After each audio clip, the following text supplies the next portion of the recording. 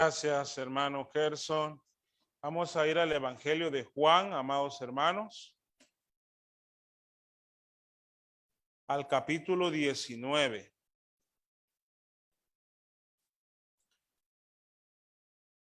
El evento de que vamos a leer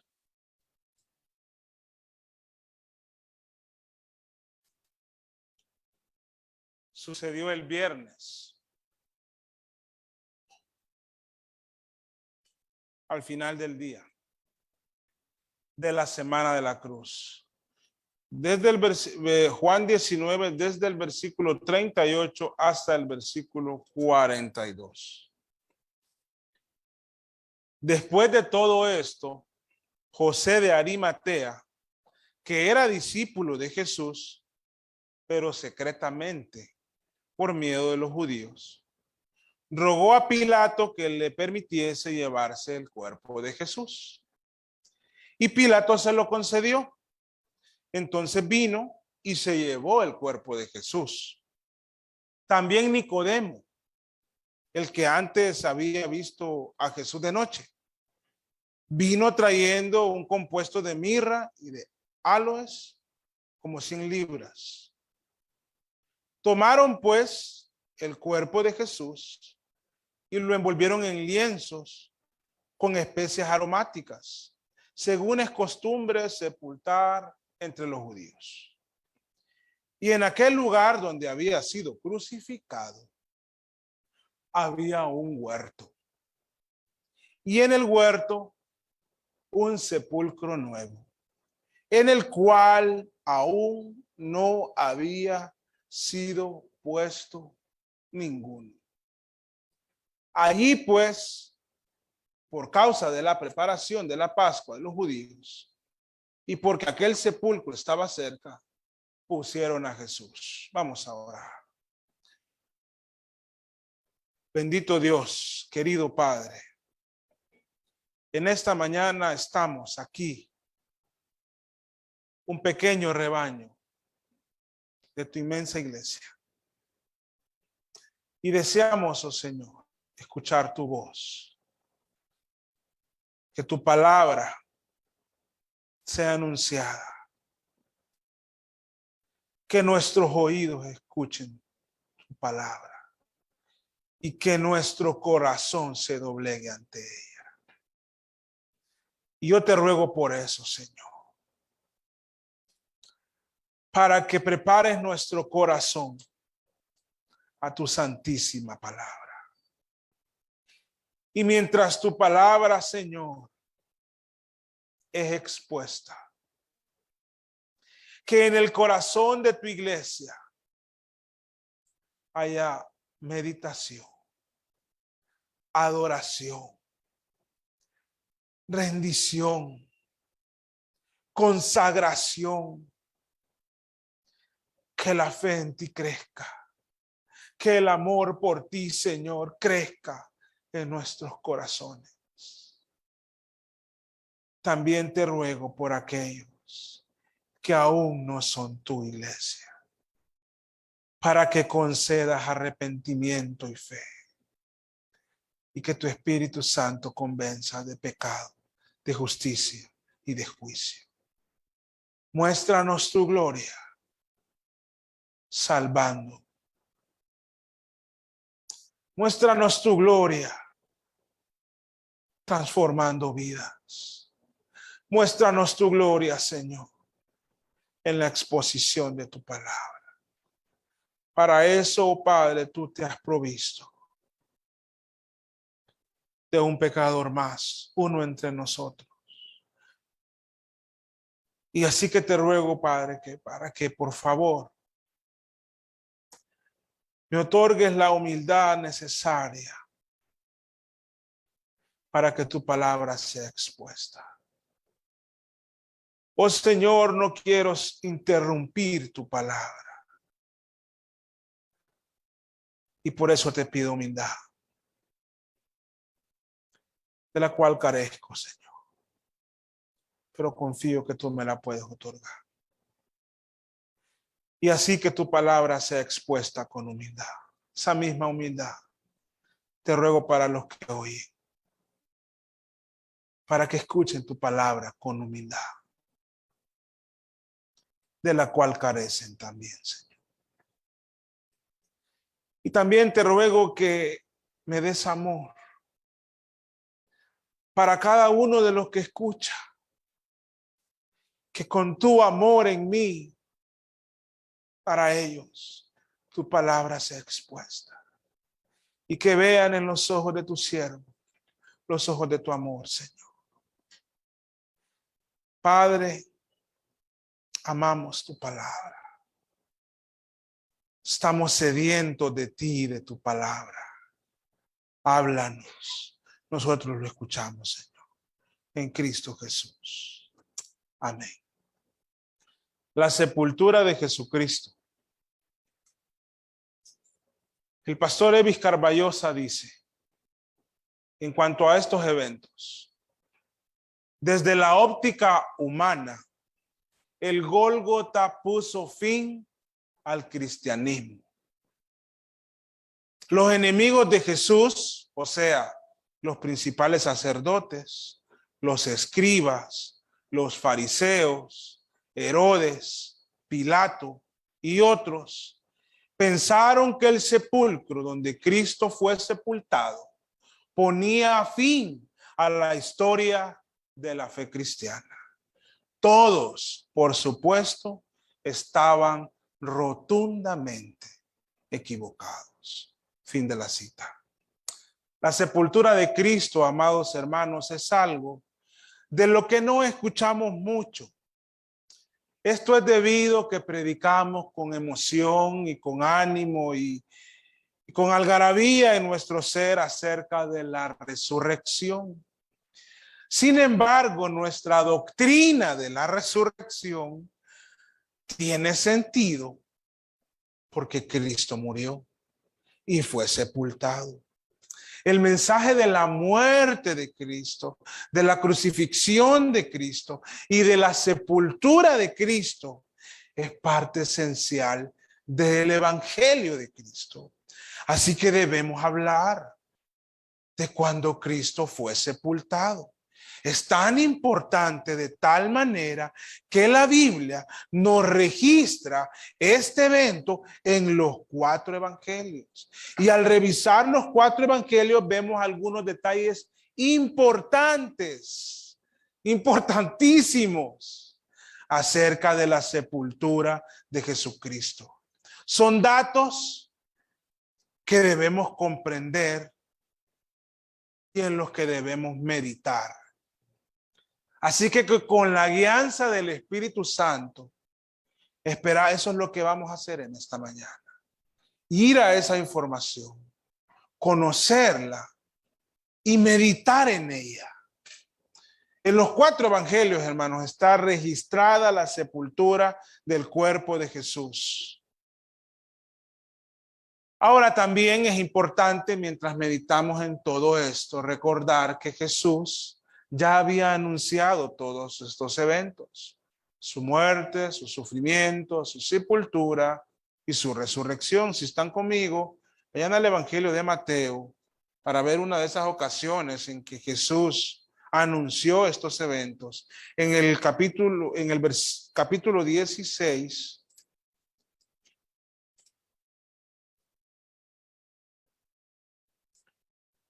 Dice el versículo 21, desde entonces comenzó Jesús a declarar a sus discípulos que le era necesario ir a Jerusalén y padecer mucho de los ancianos, de los principales sacerdotes y de los escribas, y ser muerto y resucitar al tercer día.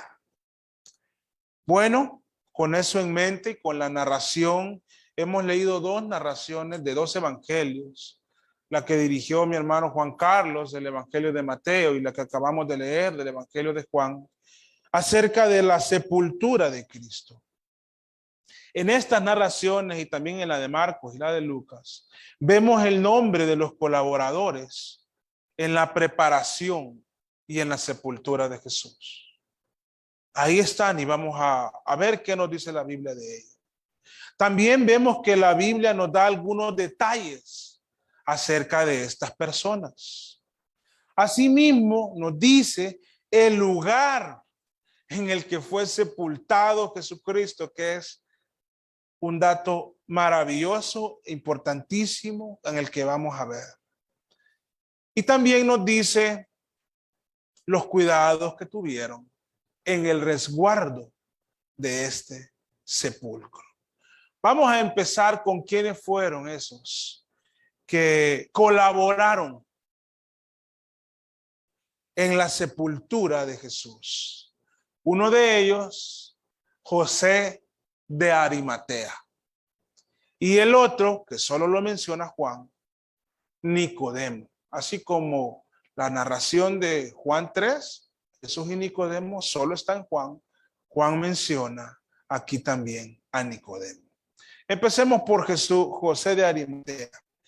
En Mateo 27, el pasaje que leímos, del versículo 57 en adelante, nos da un dato de José de Arimatea.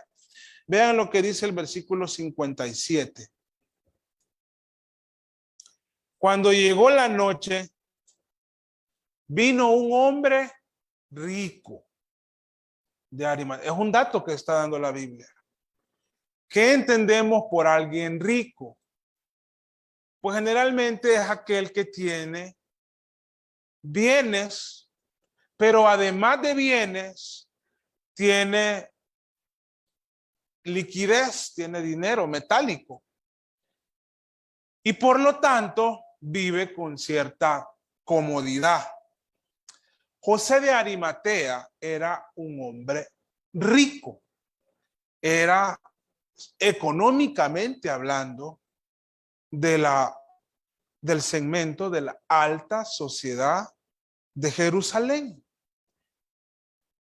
El evangelio, amados hermanos, si lo revisamos despacio, no hace discriminación en las clases sociales. Es cierto que en el mismo evangelio de Mateo se dice, bienaventurados los pobres, porque ellos heredarán el reino de los cielos. Pero no está diciendo, y si lo revisamos íntegramente, no se está refiriendo a los pobres en términos metálicos, sino a los pobres en espíritu. Bueno, de hecho Mateo dice, bienaventurados los pobres en espíritu. Lucas dice los pobres. Porque el evangelio no tiene una discriminación de clases sociales. Y la iglesia tampoco debe de tenerla. No nos debe de molestar cuando entra un indigente, ni cuando entra un millonario. Ambas son almas que necesitan de Dios. Definitivamente, o por lo menos desde mi percepción, a los ricos les cuesta más tomarse el tiempo de escuchar el evangelio con dedicación y reconocer a Cristo como su Rey y Salvador. Porque los ricos llegan a confiar tanto en sí mismos, en su capacidad para hacer las cosas, para emprender, para hacer nuevas empresas, para crear mucho dinero. Y creen tanto en sí mismos y en sus posesiones que se niegan a reconocer su debilidad, su impotencia ante el destino de su alma. Así como en muchas ocasiones, no en todas, compran voluntades, piensan que también con su riqueza pueden llegar a obtener el favor de Dios para que les dé posada en las moradas eternas. Pero están confundidos. Ahora, no todos son así. Aquí hay un ejemplo. Ahora, esa riqueza a veces les va cegando poco a poco los ojos como una catarata, que va poco a poco cegando. Y van pensando que ellos pueden, que ellos lo logran todo. Y les cuesta aceptar que alguien murió por ellos en una cruz. Y que esa muerte es la única esperanza para sus millonarias vidas. Ahora, En la Biblia tenemos ejemplos de varios ricos que creyeron. José de Arimatea es uno de ellos. Pero no es el único rico que creyó en Jesús. Hay una de las epístolas que está dirigida a un hombre rico, muy rico, Filemón. Está una epístola muy corta en el Nuevo Testamento. Era un hombre muy rico que hasta tenía sirvientes o esclavos culturalmente en aquel momento. De hecho, el pasaje de la Biblia, lema, que espero que ya estén trabajando en memorizarlo, dice que en Berea creyeron mujeres griegas de distinción, dice, dándonos a entender en un segmento de la sociedad pudiente. Inclusive, aunque no era aceptado en el círculo, pero Zaqueo era un hombre rico, hermano. Tenía mucho dinero. Lo había mal obtenido por corrupción, pero era un hombre que tenía mucho, mucho dinero. Bueno, y por cierto, todos estos ricos fueron bien generosos. Esto es un paréntesis, ¿verdad? José de Arimatea, de hecho, fue quien donó un sepulcro que entendemos que lo había preparado para su propia sepultura. Así que era un sepulcro en un lugar especial, pero él lo dio para que se sepultara a Cristo. En cada uno de los ricos que mencioné, por cierto, vemos que eran ricos generosos. Ahora, no vayan a malentender este comentario, ¿verdad? No está encaminado para que se entienda que solo los ricos pueden ser generosos. No, claro que no. La generosidad no es algo que depende del nivel de ingresos de alguien. Ustedes lo van a ver con alguien que sea generoso con ustedes. La generosidad es algo del corazón. Y en muchas ocasiones es el resultado de un entendimiento claro del Evangelio de Cristo, quien se dio por completo. Y por cierto, en esta misma semana de la cruz hay un ejemplo, otro ejemplo, de una mujer pobre. No sé si recuerdan al inicio de esta serie, que también fue generosa. O sea que no hay discriminación para el Evangelio, ricos y pobres. No hay discriminación social como no hay discriminación étnica, no hay discriminación de ningún tipo. En cuanto a también en nuestra humanidad niveles de pecado. El más inmoral, el más asesino, tiene entrada por Cristo en el reino de los cielos, si se arrepiente y cree.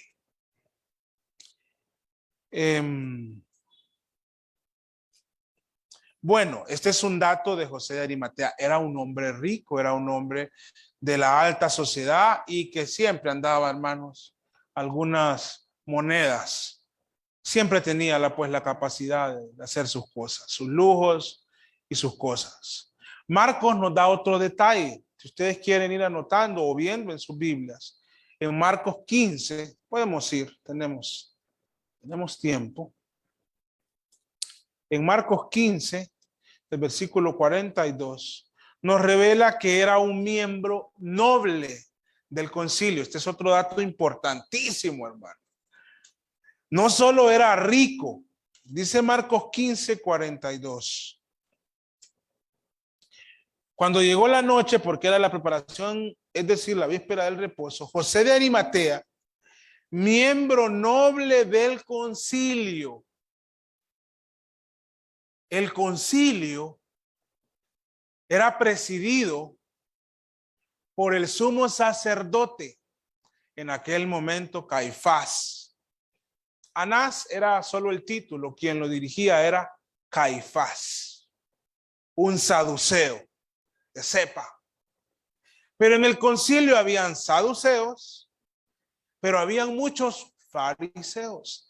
Eran maestros del Antiguo Testamento. Y además, como José de Arimatea, pudientes. Eran la autoridad político-religiosa de Judea y de Jerusalén.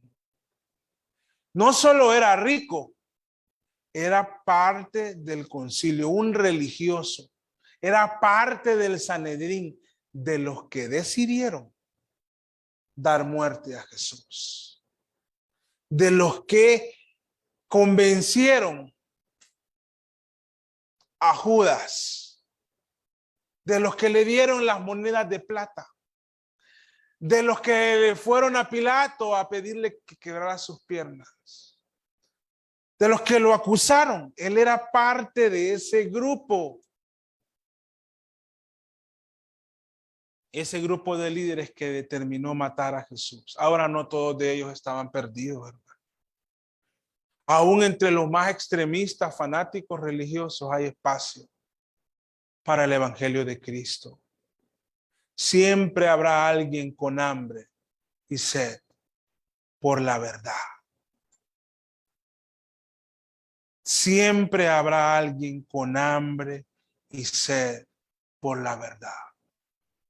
Y esas personas están ahí donde ustedes menos se lo esperan. En quien ustedes menos creen. Hay en su alma inquietud por la verdad. ¿Quién iba a decir que dentro del Sanedrín habría un par que serían discípulos de Jesús? Bueno, pues lo habían. Marcos también menciona que José de Arimatea esperaba el reino de Dios. Ahí dice José de Arimatea, versículo 43 de Marcos 15, miembro noble del concilio, que también esperaba el reino de Dios. Es decir, él estaba esperando al Mesías prometido. Él conocía las profecías del Antiguo Testamento y había escuchado las enseñanzas de Jesús, posiblemente en un inicio con prejuicio, posiblemente no, pero en algún momento las escuchó y su corazón fue tocado y vio al Dios encarnado como un profeta del Señor y seguramente como el Mesías prometido. Y fue movido a amar a Jesús y a demostrarlo en su muerte. Él conocía, para José de Arimatea, si tuvo la oportunidad de leer el Evangelio de Mateo, fue un deleite, no solo porque estuviese su nombre ahí, sino porque Mateo es un libro bello que nos va narrando el cumplimiento de las profecías del rey prometido. Descendiente de un rey, anunciado como un rey. Y todo nos va diciendo acerca de Jesús. Habrá sido un deleite luego, lógicamente, ver su nombre ahí en el Evangelio de Mateo. Ahora Lucas también nos da datos. Si ustedes ven Lucas 23, dice que José de Arimatea era bueno y justo. Dice que José de Arimatea era bueno y justo. Lucas 23, del versículo 50 en adelante. Vamos a ver, aquí está. Había un varón llamado José, era de Arimatea, ciudad de Judea, el cual era miembro del concilio, varón bueno y justo. ¿Y por qué dice que era bueno y justo? Solo es de seguir leyendo. Dice, que también esperaba el reino de Dios y no había consentido en el acuerdo ni en los hechos de ellos. ¿Quiénes son ellos? Los del concilio. O sea que no fue unánime la decisión. La decisión del concilio, del Sanedrín, de los sacerdotes, no fue unánime. Ellos podían decir que fue unánime, pero no fue unánime. La Biblia dice que él no estaba de acuerdo ni con la decisión ni con los hechos. Pero aún así, hermanos, la voz de él pues no hizo fuerza en el concilio y ellos procedieron. Entonces dice la Biblia que no había consentido ni en el acuerdo ni con los hechos. Claramente, dice un comentarista bíblico, aquel hombre intrépido no solo se puso del lado de Jesús a la hora de su muerte, con el concilio él no estuvo de acuerdo, sino que también y cuando murió no tomó el cuerpo de él, sino que también se puso de parte del Señor cuando aún vivía, cuando estaban decidiendo qué hacer con él. Era un hombre bueno y justo. Un comentarista dice también, voy a ver si puedo pronunciar su apellido, John Broadus, a ver cómo será en inglés. Dice él, se necesitaba valor para ofrecer tanta honra a aquel quien sus compañeros del Sanedrín habían sentenciado por blasfemia y quien había muerto ignominiosamente. No había querido declararse discípulo, pero ahora, cuando todo el mundo había vuelto la espalda a Jesús, se declaró osadamente. Fin de la cita. Ese era José de Arimatea, porque si leímos el Evangelio de Juan, ya vamos a ver un poquito de eso. Dice que era un discípulo secreto de Jesús. Bueno, Juan nos dice eso, dice el pasaje que estamos meditando en Juan 19. Nos dice que José de Arimatea era un discípulo secreto. Léalo bien. Versículo 38. Después de todo esto, José de Arimatea, que era discípulo de Jesús, pero secretamente, ¿por qué? Por miedo de los judíos. Yo quiero hacerle unas preguntas a ustedes, a ver qué piensan ustedes. ¿Se podrá ser discípulo secreto de Jesús? ¿Valdrá la pena ser un discípulo secreto? ¿Hay algún lugar en el que nosotros secretamente somos discípulos de Jesús? Bueno, respondiendo a la pregunta, ¿se podrá ser un discípulo secreto de Jesús? Pues pareciera que sí, ¿verdad? Pero no por mucho tiempo, hermanos. Dios va a poner una situación en sus vidas donde van a perder el miedo a ser secretos. Dios va a llevarles a un punto donde se van a tener que decantar por Cristo. Seguramente José de Arimatea no había madurado lo suficiente para hacer público que era un seguidor de Jesús. Lo entendemos, pero tuvo que madurar rápido. Y Dios lo puso en una situación a la que, dada su fe en Cristo, no tuvo otra salida que mostrar que Jesús era su maestro. Cuando él murió, cuando todos le dieron la espalda, cuando Pedro lo negó, los discípulos se fueron, el discípulo secreto salió de la secretividad. Yo no sé si entre nosotros hay alguien que en algún círculo de su vida debe salir de la secretividad. Tenga paciencia. El Señor le va a llevar a un punto donde lo va a tener que hacer. Bueno, este era José de Arimatea. La Biblia nos da datos de él, que fue uno de los que contribuyó en la sepultura de Jesús. Pero también está Nicodemo. Juan lo menciona. Y Nicodemo es un fariseo.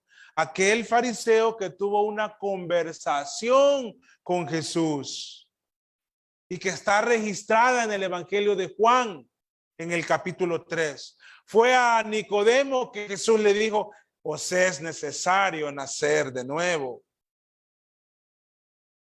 Fue a Nicodemo que Jesús le dijo aquel precioso versículo de Juan 3:16, porque de tal manera amó Dios al mundo que ha dado a su Hijo unigénito para que todo aquel que en él cree no se pierda, mas tenga vida eterna.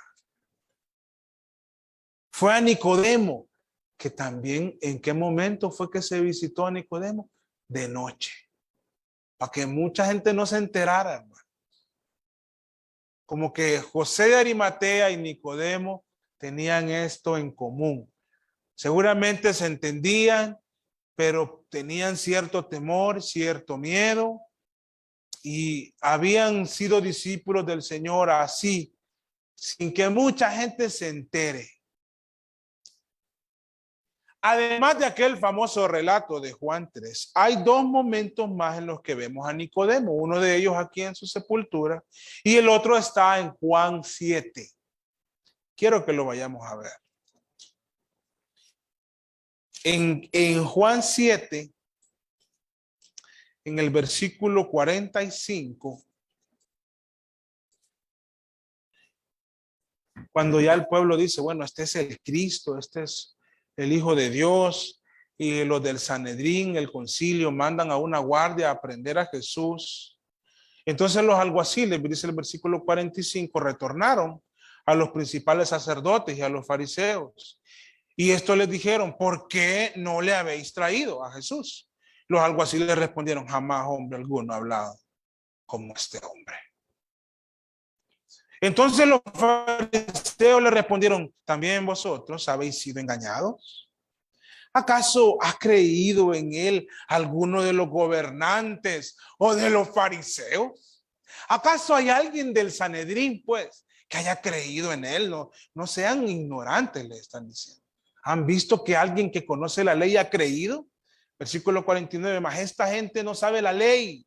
Les dice a los alguaciles, mas esta gente no sabe la ley, maldito es. Pero entonces resulta ser que uno de los del Sanedrín, uno de los maestros de la ley, levanta la mano ante la pregunta de aquel que dijo, ¿acaso alguien de entre la ley ha creído? Les dice Nicodemo. Y les dijo Nicodemo, el que vino a él de noche, el cual era uno de ellos, como en defensa de Jesús, pero que no lo noten.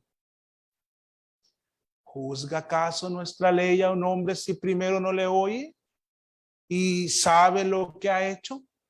Nicodemo quería que lo escucharan, porque él lo había escuchado. Respondieron y le dijeron, ¿eres tú también Galileo? O sea, ¿ya te hiciste de ellos? Escudriña y ve que de Galilea nunca se ha levantado profeta. Jesús había nacido en Belén de Judea, cumpliéndose la profecía del Antiguo Testamento. Luego se había ido a Egipto, huyendo de la decisión de Herodes de matar a todos los niños, en cumplimiento de la profecía.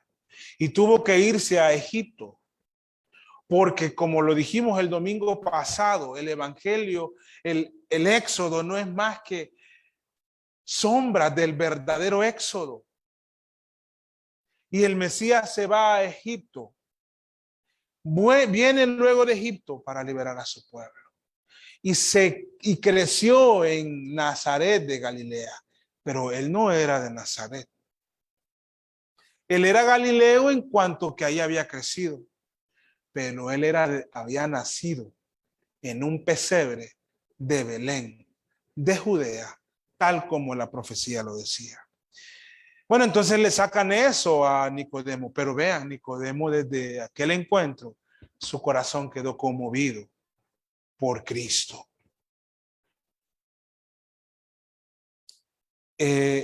Luego vemos a Nicodemo ayudando en la sepultura de Jesús.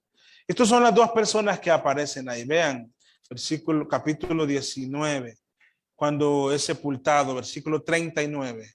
También Nicodemo, el que antes había visitado a Jesús de noche, vino trayendo un compuesto de mirra y áloes como 100 libras. O sea que trajo para que pudieran embalsamar o preparar es la palabra, creo yo, a Jesús. Nicodemo, por cierto, fue otro de entre los principales judíos que creyó en Jesús. Dos de sus discípulos secretos salieron a la luz el día de la muerte de Cristo. Ahora, José de Arimatea fue donde Pilato. Y lo que sucedió ahí con Pilato está registrado en los evangelios. Este discípulo secreto ya se hizo público nada más y nada menos que ante el gobernador. Y en Marcos 15, si leemos nuevamente, nos vamos a dar cuenta qué fue lo que ocurrió en ese encuentro cuando se pide el cuerpo de Jesús. Versículo 42 de Marcos 15. Cuando llegó la noche, porque era la preparación, es decir, la víspera del día de reposo, José de Arimatea, miembro noble del concilio, que también esperaba el reino de Dios, vino y entró osadamente a Pilato. Vean, todo su temor ahí se fue. Y pidió el cuerpo de Jesús. Pilato se sorprendió de que ya hubiese muerto. ¿Por qué se sorprendió Pilato? Porque había muerto el mismo día. Incluso cuando les quebraban las piernas, no era que morían instantáneamente, solo era para acelerar su muerte, pero no era que era una muerte instantánea. La crucifixión, además de ser un castigo, una sentencia, una pena de muerte, era una tortura para muerte. Pero la tortura a veces no terminaba con la muerte. En ocasiones no bajaban. La historia nos registra que en ocasiones los romanos no bajaban a los que habían crucificado. Y las aves de rapiña llegaban a devorarlos. José de Arimatea no quería eso de su maestro. Entonces entró osadamente donde Pilato y pidió el cuerpo de él. Pilato se sorprende de que Jesús ya esté muerto tan rápido. Como lo vimos, Jesús entregó su vida y ya había pagado por los pecados. Entonces él decidió entregar el espíritu y murió. Entonces Pilato hizo venir al centurión y le preguntó si ya estaba muerto, versículo 45. E informando por el centurión, dio el cuerpo a José. Entonces José de Arimatea llegó a pedir y se lo pidió a Pilato directamente. Ahora quiero que miremos otro detalle importante que la Biblia nos da ahí en Juan, y es el lugar donde fue sepultado. Tiene un significado maravilloso. Primero, que hubo una preparación del cuerpo de Jesús. Nicodemo ayudó con eso. Nicodemo ayudó con la preparación. Y si leemos los evangelios despacio, nos vamos a dar cuenta que se usó una sábana nueva y se escogió un sepulcro nuevo. Uno de los evangelios dice que se mandó a comprar una sábana. Otro dice una sábana limpia. Lo que nos está transmitiendo los evangelios es que era una sábana que nunca se había usado. Del sepulcro claramente dice que era un sepulcro que nunca se había puesto a alguien. Iniciando la semana de la cruz, Jesús también entró a Jerusalén sobre un pollino que nunca nadie había usado. En aquel momento de la historia, cuando había una visita importante, se usaban las cosas nuevas. Incluso hubo ocasiones que se abrieron calles nuevas para que fueran estrenadas por la persona importante que venía. Generalmente alguien de la realeza, un rey. Los evangelios nos dan detalles tan claros de la realeza de Jesús, desde su anunciación hasta su sepultura. Jesús es nuestro rey. Él es el rey de Israel. Él es el rey de los siglos. Él es el rey de gloria. Él es el rey encarnado. Él es el rey del universo. Y en su sepultura se trató, se le dio un trato de preparación como el trato de un rey. La sábana era nueva. Marcos nos dice que compraron una sábana para Jesús. Y el sepulcro también era nuevo. Así como aquel pollino con lo que entró a Jerusalén. Todo esto nos indica que Jesús es el rey de Israel. Ahora, en cuanto al lugar, hay unas cosas bellas en cuanto al lugar donde Jesucristo fue sepultado. La primera de ellas es que pertenecía a un hombre rico. ¿A qué hombre rico? A José de Arimatea. La Biblia dice que era rico, ¿verdad? Y ese detalle es importante. El sepulcro donde Jesús fue sepultado era de un hombre rico. Y lo dio a Jesús. Pero esto hace que en la ya Jesús muerto se cumpla la profecía de Isaías 59:3. No pierdan Juan, pero vean Isaías 53:9, perdón. Isaías 53:9. Y se dispuso con los impíos su sepultura, mas con los ricos fue en su muerte. ¿Quiénes son esos ricos? José de Arimatea y Nicodemo. Ven qué maravillosas son las Sagradas Escrituras. Y ven que los detalles que da la Biblia nunca es un juego de dados. Todo es un plan perfecto del plan de Dios y las profecías mesiánicas cumpliendo en Jesucristo. Pero lo más maravilloso para mí es el detalle que nos da Juan 19:41. Y en el lugar donde había sido crucificado, había, que dice, un huerto. Quédense con la palabra. Un huerto. Cuando ustedes escuchan la palabra huerto y habla de la Biblia, ¿qué lugar les viene a la mente? A mí me viene el huerto del Edén. ¿Lo recuerdan? Vayamos a Génesis. ¿Qué pasó en el huerto del Edén? Génesis 3. Bueno, Dios puso al hombre en ese huerto. Y en ese huerto pasó esto. Pero la serpiente, que era astuta, más que todos los animales del campo que Jehová Dios había hecho, la cual dijo a la mujer: con que Dios os ha dicho, no comáis de todo árbol del huerto.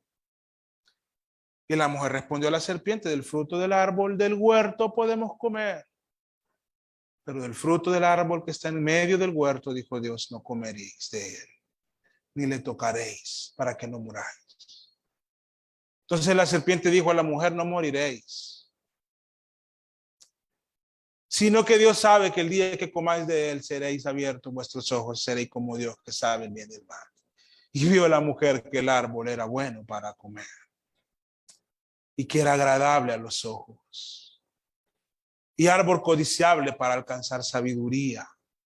Y tomó de su fruto y comió, y dio también a su marido, el cual comió así como ella. Entonces fueron abiertos los ojos de ambos, los ojos del mal, hermanos, y conocieron que estaban desnudos. Entonces cosieron hojas de higuera y se hicieron delantales. Luego, cuando Jesús los ve en el huerto con sus hojas de higuera y delantales, cuando Dios los vio en el huerto, desnudos, y cómo habían ellos pretendido cubrir su desnudez y su vergüenza, Dios sacrificó un animal y lo vistió con pieles. Lo pueden leer en su casa. Un tipo de lo que luego pasaría en el Evangelio de Cristo.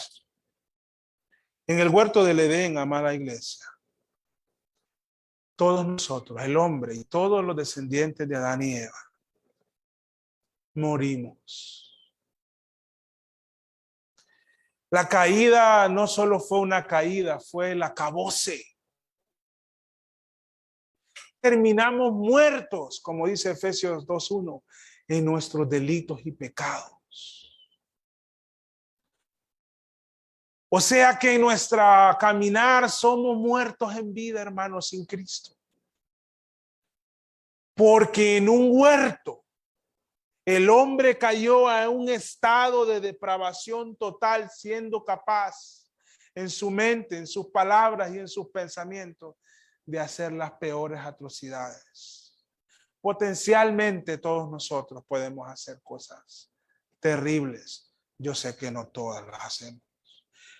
Pero nuestro estado potencial de depravación ha llevado al hombre a hacer cosas fuera de la imagen de Dios, como Él nos creó y nos puso en el huerto. Fue en un huerto donde la humanidad cayó y murió. Pero fue en un huerto donde el Hijo de Dios fue puesto en un sepulcro para vencer la muerte, hermano. ¡Qué maravilloso! Fue en un huerto donde Él se levantó de entre los muertos. El postrer Adán vino a levantarse a la vida donde el primer Adán había caído a la muerte. Así que no solo vayamos a la cruz, vayamos al huerto, vayamos a la tumba de Jesús. Ese dato, hermanos, que está ahí en los evangelios y que personalmente había pasado muchas veces por él sin darme cuenta lo maravilloso que hay ahí. Cristo fue puesto en un sepulcro, ahí en un huerto cerca del Gólgota. 3 días después vencería la muerte. Fue en un huerto donde la serpiente se presentó astuta y nos hizo caer. Pero fue en un huerto donde la semilla del evangelio de Cristo en su mismo cuerpo fue sembrado para que se levantara a vida eterna. Ese es lo que nosotros creemos, hermano. Qué lindo es ver en la Biblia. A mí me sorprende esto. Que nada está revelado aquí por casualidad. En este libro, por eso es el único libro divino, hay una conexión maravillosa, más compleja y más maravillosa que las conexiones de nuestro sistema nervioso central. Porque este es el evangelio de Cristo. Nuestro rey murió, hermanos. Sin duda alguna, yo no tengo dudas de que Jesús murió. No quedó moribundo, murió. Y siempre que me acuerdo de la muerte de Cristo, hago la misma anotación. Todos vamos a morir. Si Cristo murió, hermano, un día todos vamos a morir. Hay que estar preparados para ese día. Quiero terminar muy rápidamente leyendo Mateo 27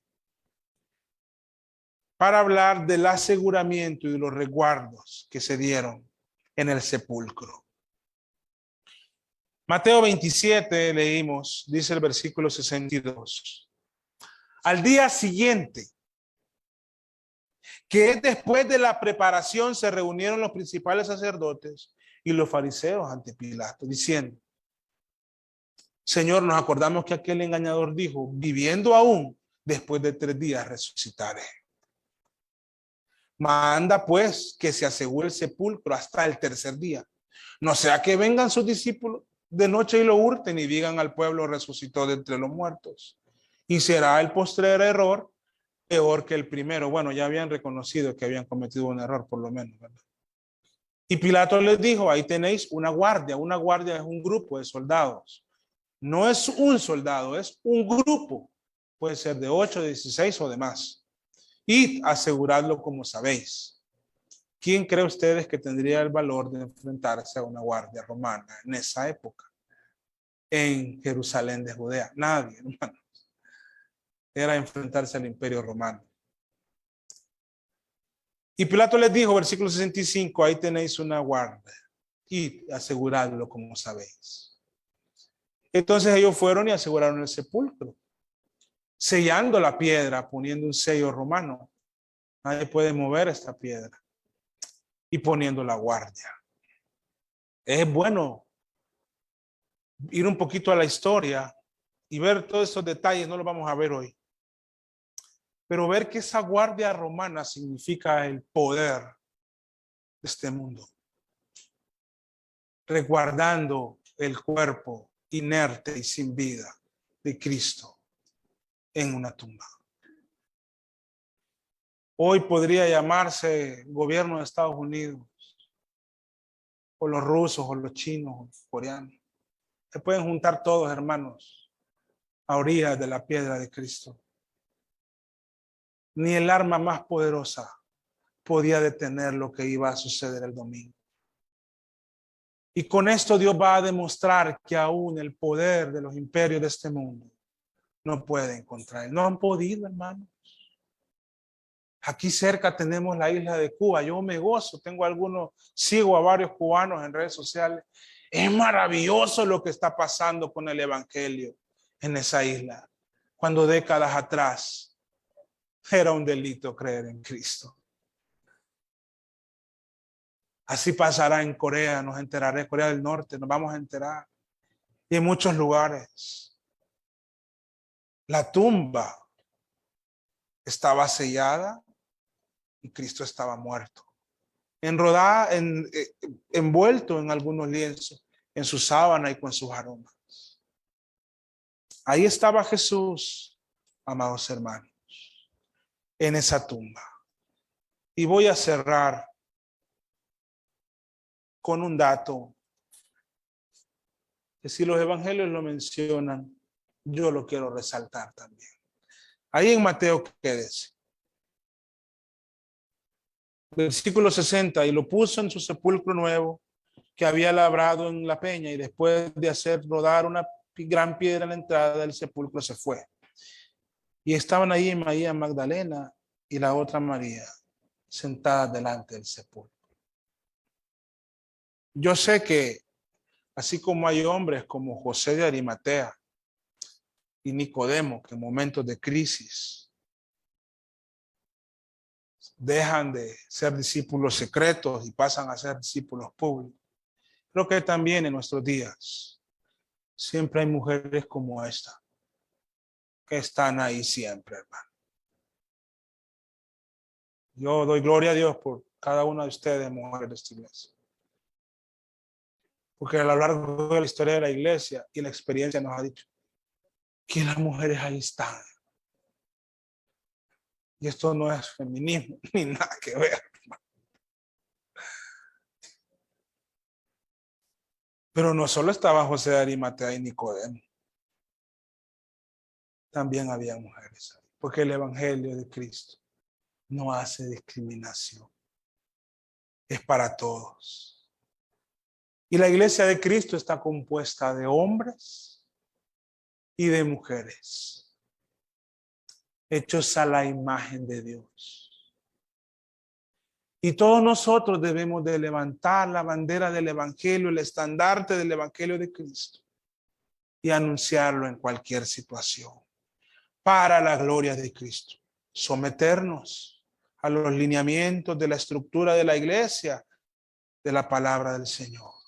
Pero independientemente seamos hombres o mujeres, somos un cuerpo en Cristo.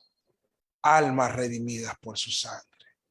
Vamos a cerrar aquí. Bendito Dios, gracias por tu palabra y por Jesucristo. Gracias porque eres maravilloso, Señor. Venciste la muerte. Gracias, Padre, porque llevaste a estos hombres a un momento donde dejaron de ser tus discípulos secretos para ser tus discípulos públicos. Gracias, Dios, por todo lo que pasó en el Gólgota y en este huerto.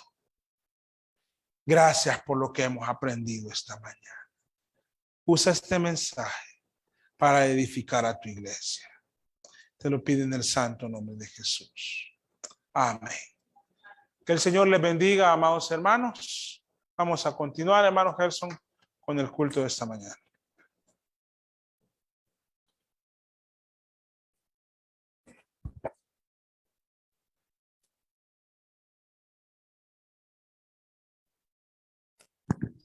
Amén.